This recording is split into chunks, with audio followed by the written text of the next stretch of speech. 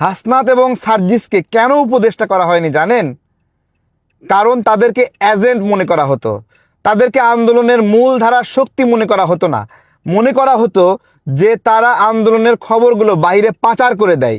এবং যখন জুলাই গণ অভ্যুত্থানে বৈষম্য বিরোধীরা আন্দোলন বন্ধ করে দিল, সরকারের সঙ্গে আপোষ করলো, তখন আমরা আন্দোলন চালিয়ে যাওয়ার ঘোষণা দিলাম।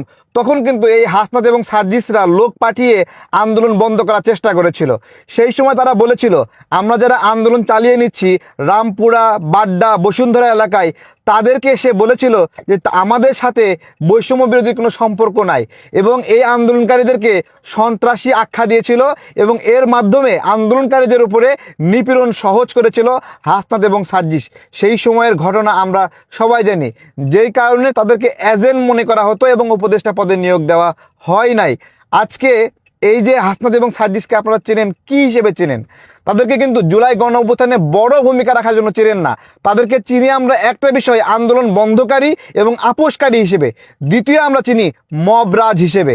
আমি হাসনাতকে বলবো মবরাজ, যে মব করে করে কারখানা, ইন্ডাস্ট্রি বন্ধ করে এদেশের অপূরণীয় ক্ষতি করেছে, অসংখ্য মানুষকে বেকার করেছে, অসংখ্য শিক্ষকের চাকরি কেড়ে নিয়েছে, অসংখ্য ব্যাংকার চাকরি কেড়ে নিয়েছে। তারা আজকে নির্বাচিত যে হলো, মুন্সি সাহেবের সঙ্গে প্রতিদ্বন্দ্বিতা।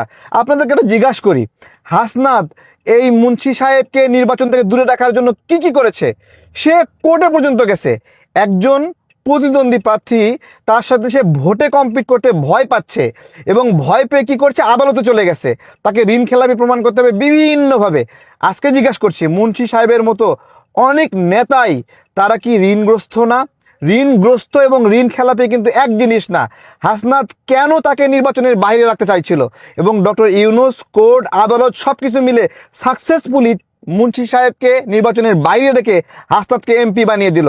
হাসনাতকে বলবো, তুমি যেই দিন সঠিকভাবে মুন্সি সাহেবের সাথে প্রতিদ্বন্দ্বিতা করে নির্বাচনে জিতবা, তোমার এত হ্যাডাম, তাহলে মুন্সি সাহেবকে নির্বাচনের বাইরে রাখার এত তৎপরতা করলা। একজন গণতান্ত্রিক মানুষ গণতন্ত্রকে ভয় পায় না, ভোটকে ভয় পায় না, নির্বাচনকে ভোট পায় না।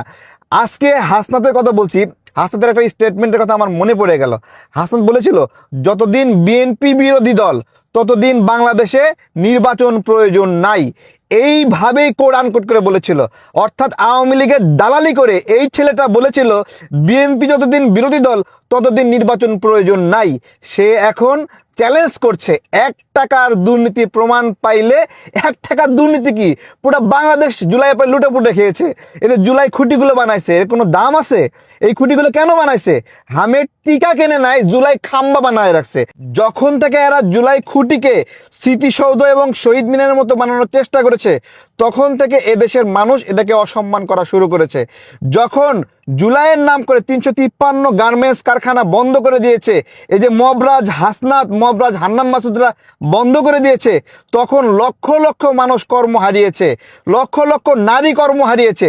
এদের কারণে, এদের মাস্তানির কারণে, এদের ভয়ে, এদের আতঙ্কে এদেশের ব্যবসায়ীরা ব্যবসা বন্ধ করে দিয়ে, করলাম না ব্যবসা, চলে গেছে এখান থেকে।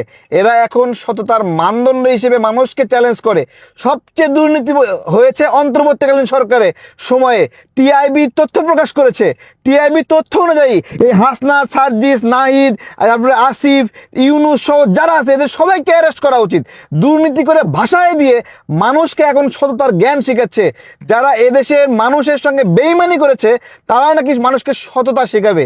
সুতরাং আমি যে ভিডিও বানাইছি, আমি সাহস রেখে, হিম্মত রেখে আমি জানি এরা মবরাজ, এরা মব করতে পারে। তো কি হয়েছে? আমরা শেখ হাসিনার সময়ে সাহস করে আন্দোলন করেছি, সাহস করে লড়াই করেছি, যেই সময়ে এই হাসনাত, সার্জিসরা তাদের পা ধরে বসেছিল। আজকে তারা আওয়ামী লীগ বিরোধী হয়ে গেছে, কিন্তু শ্রমিক লীগের নেতা গিয়ে বসে থাকে, চসিক মেয়রের বাসায় বসে থাকে। তারপরে এই যে সার্জিস আর হলো পাটোয়ারি, দুটো গিয়ে ছাত্রলীগ নেতার শ্বশুরের বাসায় বসে আছে। মনে হচ্ছে কয়টা চান্দার জন্য বসে আছে ওখানে গিয়ে।